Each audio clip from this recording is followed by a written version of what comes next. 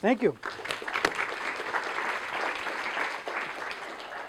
I'm going to project if that's okay. If you cannot hear me in the cheap seats, tell me and I will speak up.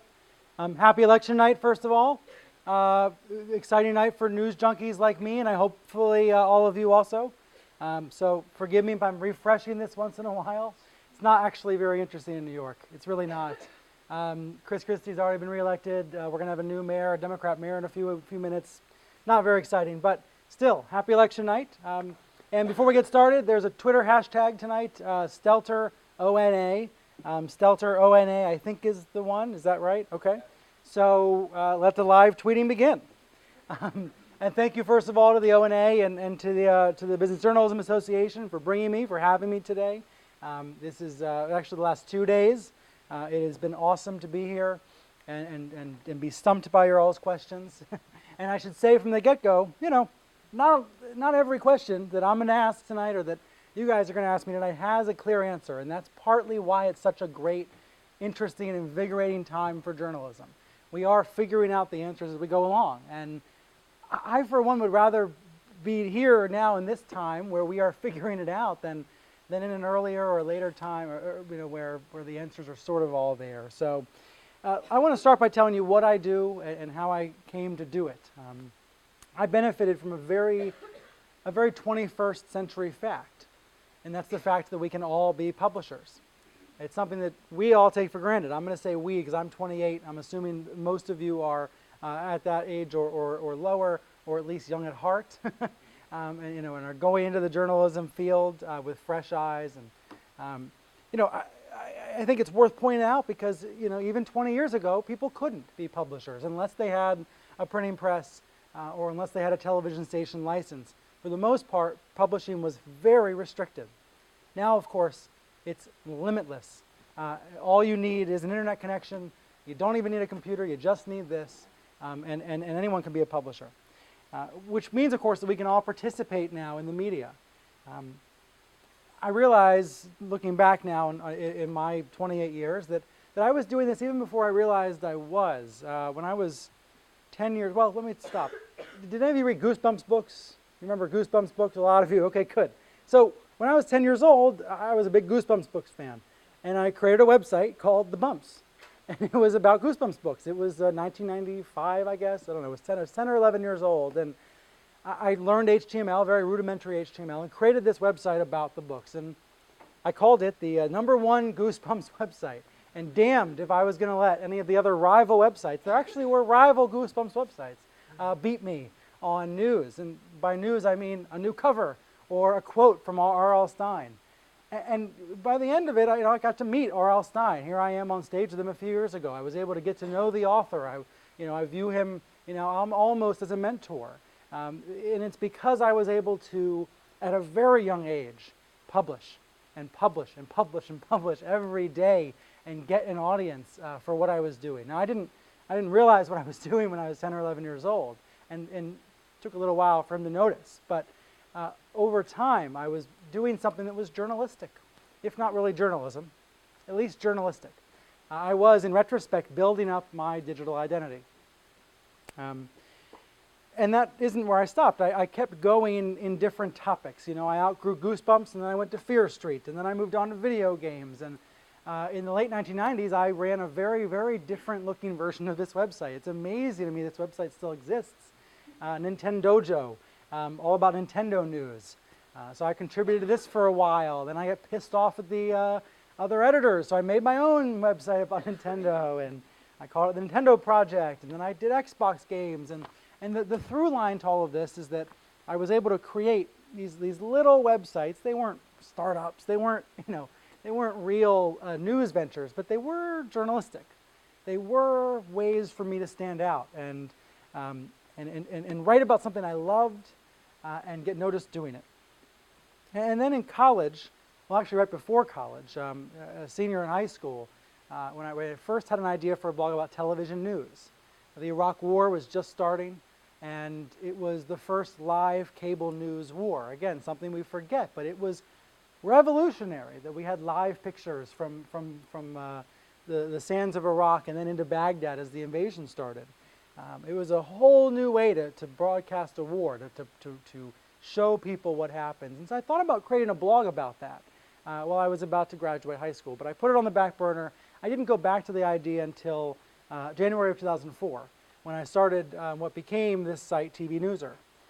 I was, I guess, my second semester in college at this point, and the whole war thing was just the impetus of the idea. What it really was a site all about cable news, television news, CNN, Fox News, MSNBC. You see all the names up there at the top.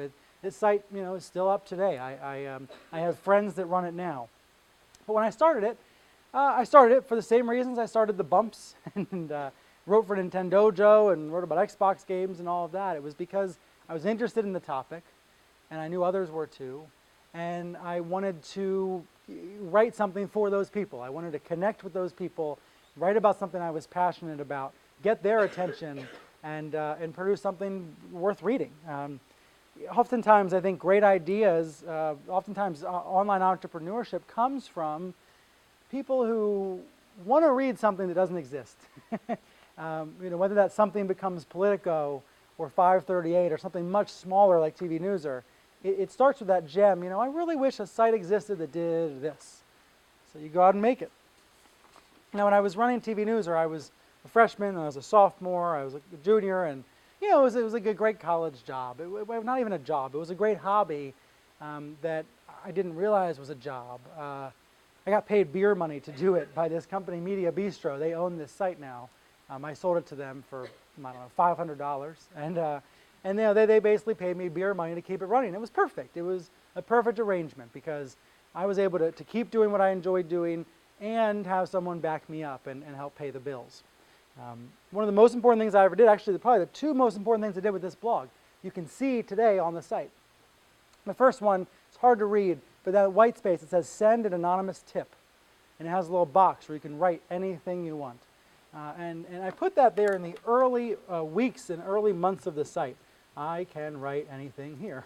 And you hit send, and that tip, your tip has been sent successfully, it says there in green, goes to the editors of TV Newser in a box, and they can see it whenever they want.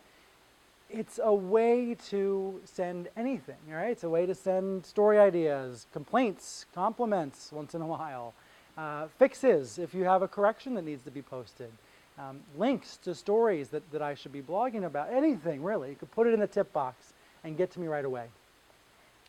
Thanks to that tip box, the readers were really generating all the material for the blog. They were telling me what to cover. They were telling me what mattered to them. I was learning from them every day, and it became a great feedback loop. The other important thing was this scoreboard. It says the scoreboard. It makes no sense to most of you looking at it, but what it is it's hourly ratings in the 25 to 54 demographic for cable news shows. So last night Piers Morgan had a 81, and Sean Hannity had a 313, and Jane Velez Mitchell had a 60. And these numbers are gold to the people that work in the industry. And it was hard for them to get those numbers before I started posting them. It was easy actually for me to get them because think about it this way: if you're Fox and you're winning as you are most nights, you want to brag about it, so you send me the numbers. And if you have a bad night and CNN wins, CNN's going to send me the numbers. There was always a source for the data, and I was able to post it every day, and it gave the site something sticky that people would come back for every day. Yeah, I'd like to think they were coming for my posts about what was happening on TV, but maybe they came for the scoreboard and I kept them around with other material as well. This is an average day on TV Newser. What's Anderson Cooper up to? What were the ratings for the nightly newscast? And here's a story very close to home. Of course, within minutes of today's, what's the term for it? Was he acquitted? No, he was. Oh yeah, when it was vacated. I didn't actually know about this case till today. Within minutes, of course, of the ruling, 48 hours, put out a press release saying that they were partly deserving of credit. Now, I'm sure the local papers here and local stations here are actually more deserving of more of that credit. But point being, that's a perfect little TV Newser post about something that happened today and how television news influenced it. I loved doing this. I did this for 3.5 years. And strangely, when I was a senior in college, the New York Times called about doing a profile of me. The profile came out in November 2006. It was actually on the front page, weirdly, and the headline was "The Kid with All the News About the TV News." Now that I work for the guy that assigned that story, I can say that I think the reason why he assigned it was that I kept beating the New York Times. I kept beating them on stories. I kept being a thorn in their side. Not about big stuff, not about really important TV news, but about all the little incremental stuff that adds up, that people do care about, at least in the industry. And so as a result, they had a woman come out, the woman actually now sits next to me at work, come down to Towson, Maryland, interview me, write a profile of me. And it was that story, again, weirdly enough, that led the Times to think about hiring me when I graduated.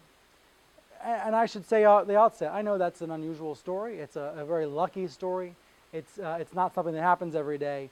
But I think the roots or the essence of the story is something that's very applicable, which is that in a way I forced them to pay attention to me. I forced them to take me seriously. And if it wasn't the Times, it might have been NBC. I talked to NBC before deciding to join the Times in 2007. So it was, and I'll be the first to say, a very lucky break, but one that came after blogging for years and years and years. At the same time, I ran my college newspaper. It was called the Tower Light. Called the Tower Light. Comes out twice a week. It's a lot like the papers here on campus, although a little smaller. And there I got to learn about the struggles of print. There I got to learn about both the wonderful side of newspapering, but also the struggles of circulation and of packaging and of all of those issues that real newspapers, professional newspapers, face on a daily basis. Print is oftentimes about managing decline, but digital helps us do that. And the web is the opposite. The web is about trying to keep up with the growth, keep up with the increase. So some of the best places to be are places where they're doing both. So at the Times, I've been there about 6 years now. I cover TV and media very broadly. I basically cover from American Idol to Al Jazeera. I cover television and really video, because these days you can't cover television without covering Netflix and Hulu and Aereo and YouTube and all of these services that are redefining television. And I just wrote a book about morning TV called Top of the Morning that is about the Today Show versus Good Morning America and that fight that happens every morning when people wake up and turn on the TV. And we can talk about that later if you'd like during Q&A about what it's like to write a book.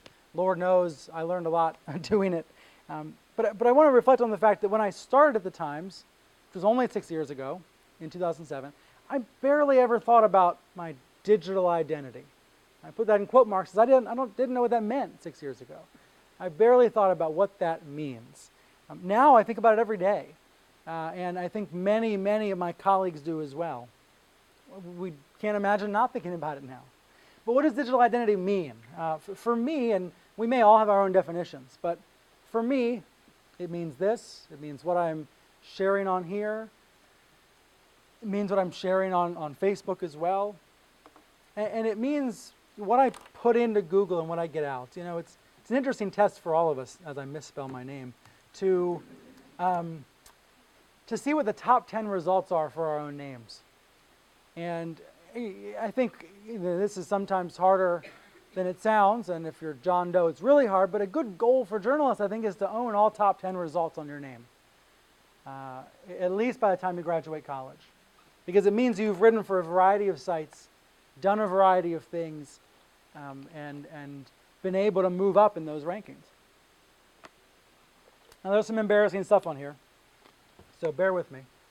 I'm not perfect with my digital identity. But I am happy that all top 10 results show up involving me. Now, I do need to get my brothers to go into my Wikipedia page and fix the photo, because I don't want to do it myself, because, Wikipedia, there's fingerprints, right? So they'll know you did it to yourself. But I lost a lot of weight in 2010, and that's a pre-weight loss photo. But anyway, going back to the main Google page for a sec, and see what else is embarrassing here. I like the fact that my Tumblr shows up, and I like the fact that my personal site shows up, and I love the fact that the New York Times shows up above all of that, because that is my home, and that's where people should find me first and foremost. I don't love that these photos still show up. all of us make mistakes when we post photos that are too personal. But overall, even if I look at my image results, I'm happy with my digital identity. I'm happy with the variety up there, and I'm happy that people can find me and reach me in a lot of different ways. But I think of all these sites as being part of that digital identity. And of course, what you're doing on all these sites, what we're all doing on all these sites these days, is figuring out what kind of reporter, what kind of personal brand, for lack of a better term, we want to give to the world, to the audience that we happen to have on any given day. For me, I want it to be relatively professional, but still very personal and fun and funky and me, And so, I'm linking to my stories because, I feel like I have to, but, I wasn't expecting to get much out of that. At the same time, I still also want to link to my fiance's food blog and share that. I want to be able to share stories from competitors that I'm impressed by. I want to be able to share where I am and what I'm doing. I want to be able to share my congratulations to colleagues and all that sort of stuff. But I want it to be in my voice. I want it to be with my clear digital identity. And that's true on Facebook too. And I want to pause on Facebook for a second because people I don't think, always appreciate Facebook for what it can be as a news platform. So, it's always awkward to start measuring yourself. But, I got 204,000 followers over there. And on Facebook, I'm actually higher now. The number is 220,000, I think, in the upper left-hand corner there. That happened without me even noticing it. This is, the result of some algorithm that recommends me when people want to follow journalists. But it's creeped up to the point where actually I now technically have a bigger audience on Facebook. And yet I'm ignoring them. I don't do nearly enough on Facebook. But I'm realizing now it's a big part of my digital identity. And that's true whether it's 20 or 200 or 2,000 or 200,000.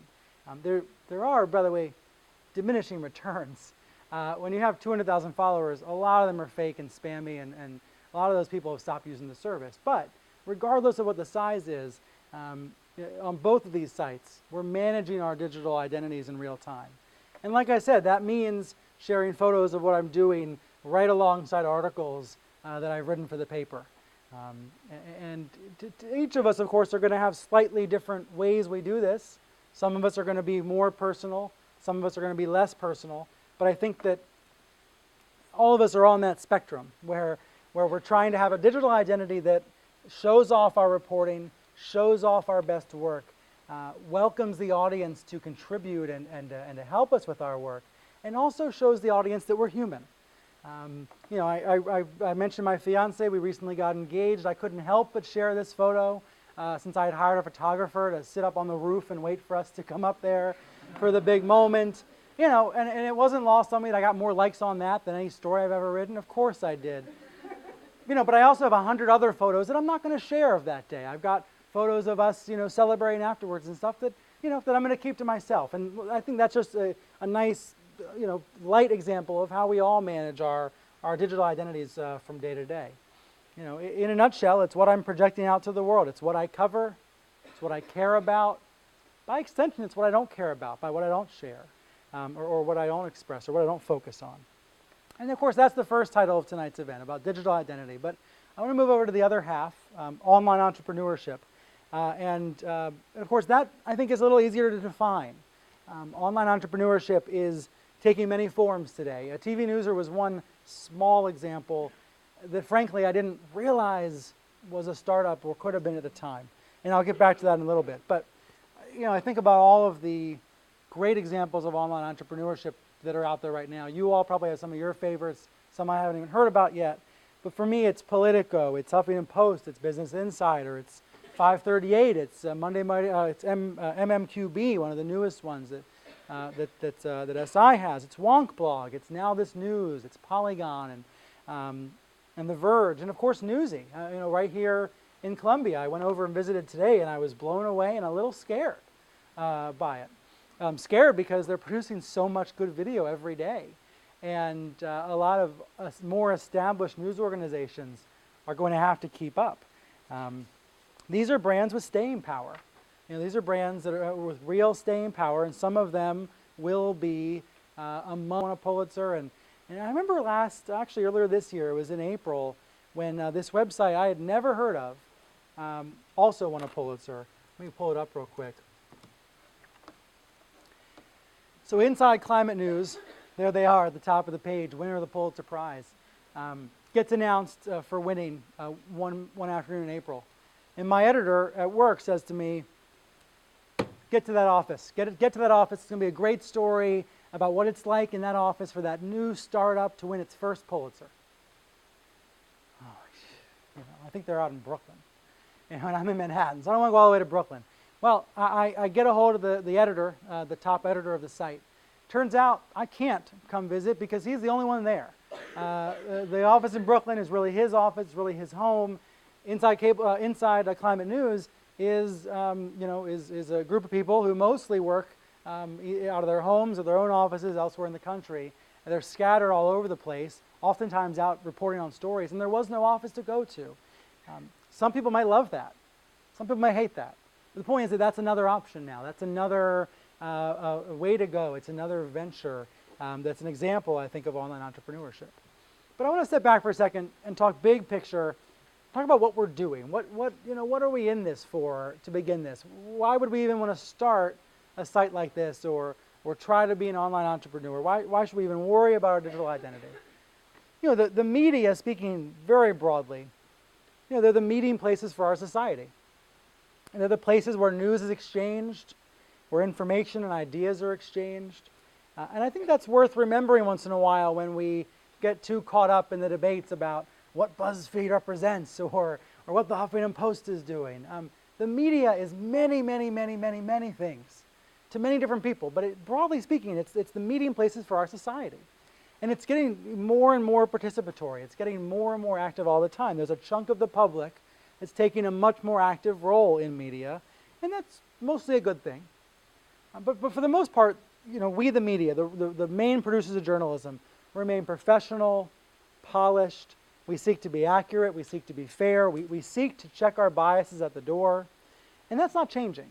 No matter all the noise out there about what is changing, over time, we might get better at calling lies. PolitiFact is figuring that out. PunditFact, which they launched today, a startup within their startup is trying to do that.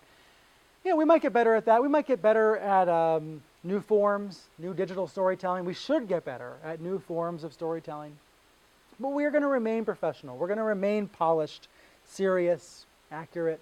And in a changing world, the changing media world, I don't think that's changing. I don't think those main values are changing. But everything else is. Everything else is changing. And if you were to ask me, where do I think journalism's going? Where do I think this news industry is going? The truth is that I see journalism going in every direction. Every direction. Stories are getting shorter, and they're getting longer. They're getting less rigorously fact-checked, and they're getting much more rigorously fact-checked, depending on the story, depending on the outlet. Some are getting more predictable, even machine-written, automated, while other outlets are extraordinarily creative, more than ever. An awful lot are disposable, but some are unforgettable. Journalism these days is like a choose-your-own-adventure novel, which is thanks to the digital revolution. I mean, the fact that we have all these options, that it's going in all these different directions. In some ways, that means we each get to choose where we want to go, what direction we want to go in, where we want our corner of the journalism world to go. There's probably money to be made in automation, having machines write stories. But there's also money to be made writing articles that Vanity Fair and Esquire would love to have. There's so many different pockets like that. And I think we're in a great position as young people. And frankly, as people of any age who are coming into the journalism world without the preconceived notions that many have, without the biases and the anxieties that come with working at a job for a long, long time. And for one thing, we're more comfortable with the web. It's a built-in advantage that we have. The web, of course, is our own distribution, to market our own work, to promote our own work.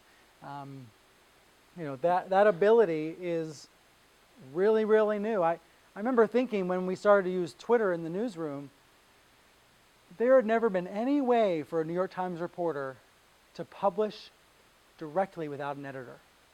You know, because when we print the paper, we go through many layers of editing.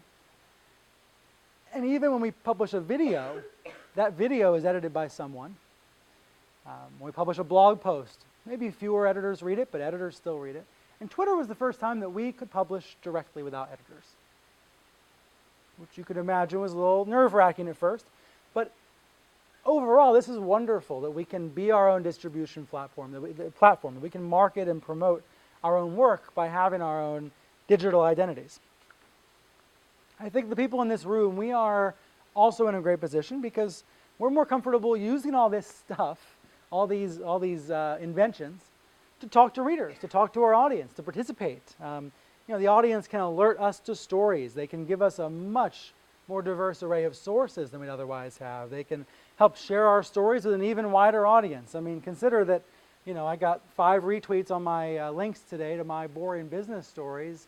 That means that they all helped me distribute my work. It's the equivalent of picking up a newspaper and walking it to the guy next door.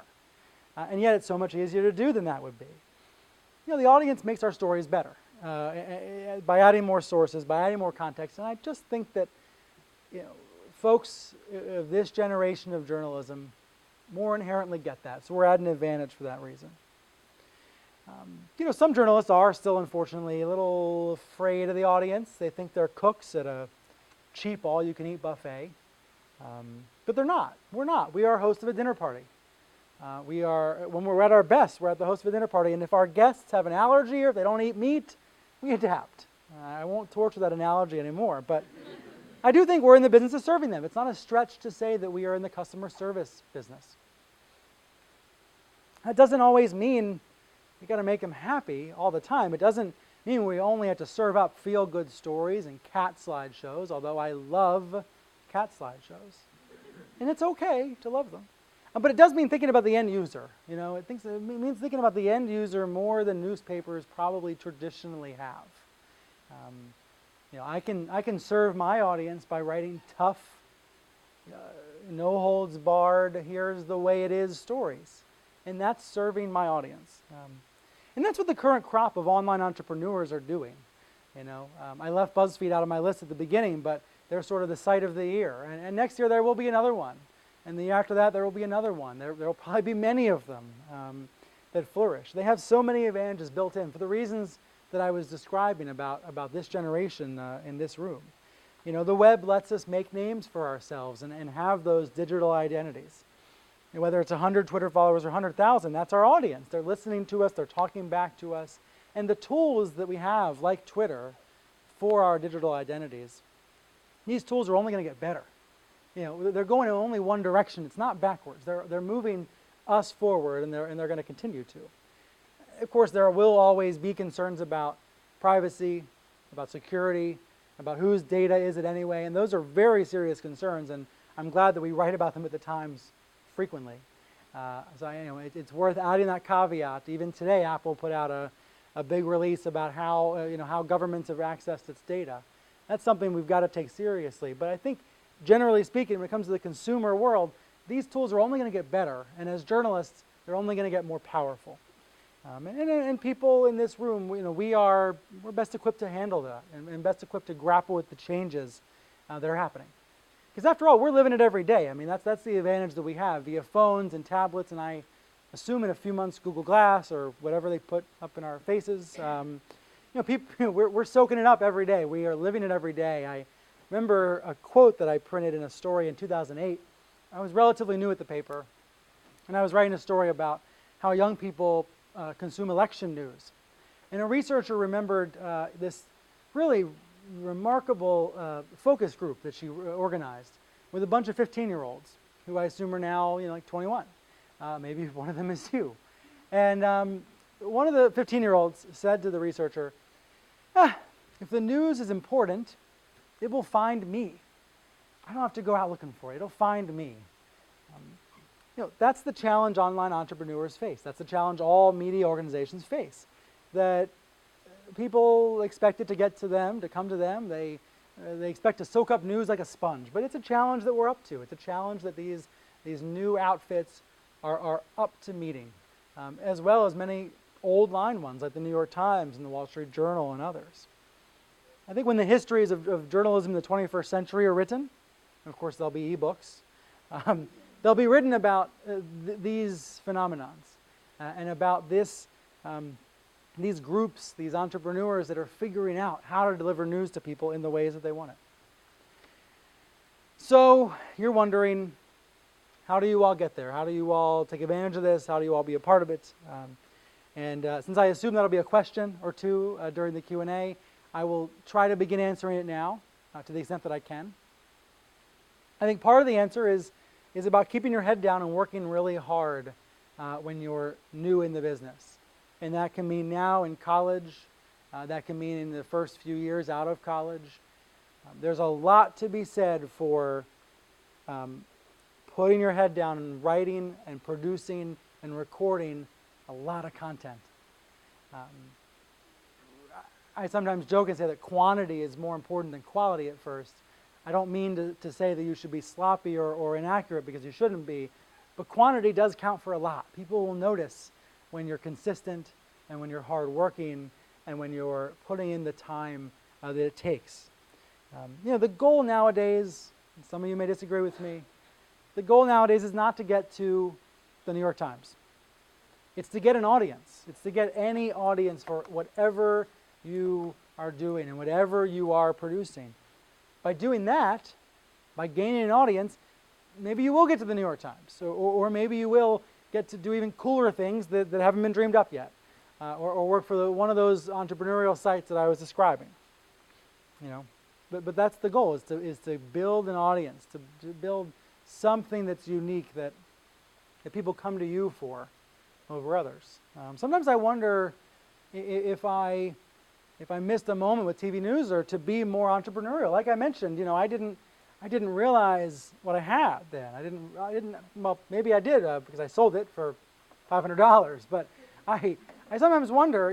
2004 is a very different time. We didn't have entrepreneurship classes in journalism school, at least not at mine. There wasn't nearly as much of an emphasis on building it yourself, creating it yourself. This is pre-HuffPo. This is pre-Politico. It's pre-BuzzFeed. It's pre-Now This News. It's pre these startups that have helped us think differently about breaking in and doing this. I sometimes wonder if I could have built it into a multi-million-dollar business. For me, I didn't need to. For me, the payoff was the New York Times. But I still have that in the back of my head, that desire maybe someday to go and build a site, build another site, create a startup. And if any of you feel that, I would encourage you to follow it, to try it. No matter what it ends up being, wherever it ends up going, it is worth trying. You guys probably know nowadays there's this vigorous debate about the future of journalism, and whether it's based on the institution, like the New York Times, or whether it's based on the individual, like the Brian Stelter or the whatever else. Right, guys, you guys are blowing up Twitter. This is sweet. This is a debate that in some ways is as old as journalism, but it's very, very loud now. It's taking up a lot of airspace and airtime right now. And we can get into that more in the Q&A if you'd like. But the answer is what the answer usually is, which is both, a mix of both. Journalists like stories that are either or. I fall into the trap all the time, but it's usually both. And in this case, it's definitely both. Institutions matter and individuals matter as well. You can be creative within an institution like the New York Times. You can also be creative on your own. You might be able to be more creative on your own, but you can do it in both places. This site blows me away in how creative it's gotten. I don't know if this is going to work, but I have a feeling that if I go into this map and zoom in, it's going to give me county by county data in real time of this election. That's something that, if there was a journalism version of Minority Report, that would be the kind of thing you would have put in that movie 10 years ago. And now this site is so responsive and so smart. It knows those things are taken for granted. It's the cost. It's the price of entry into journalism these days. To wrap up, I've been really thankful for the latitude and the freedom that the Times has given people like me and all of my colleagues to figure this stuff out, to experiment, to try figuring out what is the right digital identity, to figure out what's not the right digital identity. And as it figures out its future, it's been helpful. It's been good that it's let us figure that out as well. The professional class of journalists these days is facing a financial crisis, and we shouldn't deny that, and we shouldn't pretend like that's not true. It is a frightening financial crisis sometimes, but it's not facing a distribution crisis.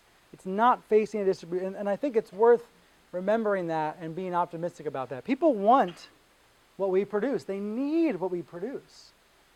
In some ways now more than ever. Now, they may want it packaged in different ways. Let's rephrase. They probably want it packaged in different ways. This homepage is beautiful, but there are probably many other ways that we could be packaging and presenting the news. But there is a hunger for accurate information. People may or may not want to pay for it. That's another issue that we can get into. Some people, of course, will, some won't. It's another example of the answer being both. But I think it's worth reminding ourselves once in a while, given all the bad news we hear, that people do want what we're producing. They desperately want what we're producing. I wanted to pull up this, what I thought was a very, it's a little bit blurry, but it's a very optimistic slide from Pew earlier this year. The title was, "For Many, Mobile Means More News." 31% of people say that since buying a tablet, they spend more time with the news, and they're reading more diverse sources of news. That's a good news because, all of us have one of these, a lot of us have two, we're going to have three eventually, and we're going to have more ways to reach people than we ever have before. People want news, they want new information, they want people like us to add new facts to the world, and thankfully we've got new ways to do it. And that goes back to the two parts of the title, digital identity and online entrepreneurship. Both of those are partial answers to some of the riddles that we face today. So I'm going to pause there and open it up for the fun part, your questions, maybe my answers, depending on whether I've got answers. Who wants to kick us off? Who wants to go first? This is like a Reddit Ask Me Anything in real life, in person.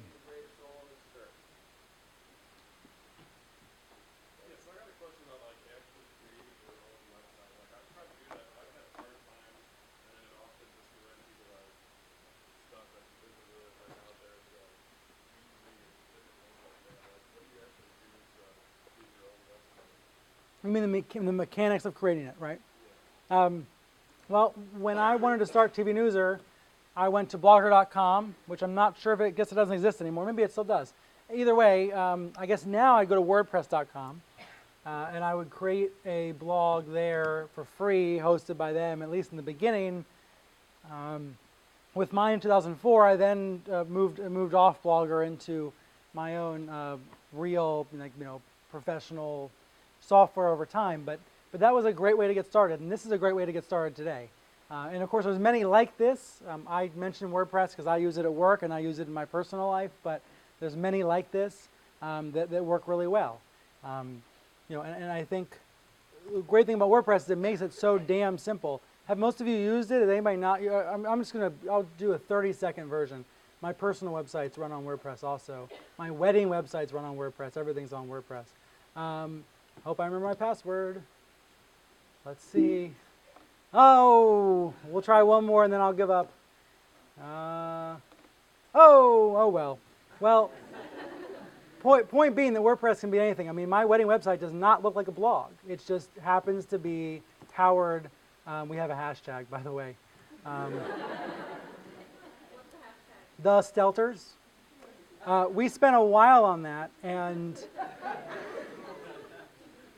that's embarrassing. And JMB forever, all that, and we decided just. But what we had to do, we had to search Twitter and see what hadn't been ever used before, because we didn't want anybody else creeping up on our hashtag. Anyway, I do not know my passwords. I'm embarrassed, but it's so easy to use. It's like email basically, and I think that's a nice way to get started on anything you're creating. But listen, if I were starting a little web publication right now, I might just do it on Twitter. I mean, I might literally just do it on Twitter, or I might literally just do it on YouTube. I might not even have a website. I'm not sure what the right answers are for that, but it's worth experimenting and thinking about what are the easiest,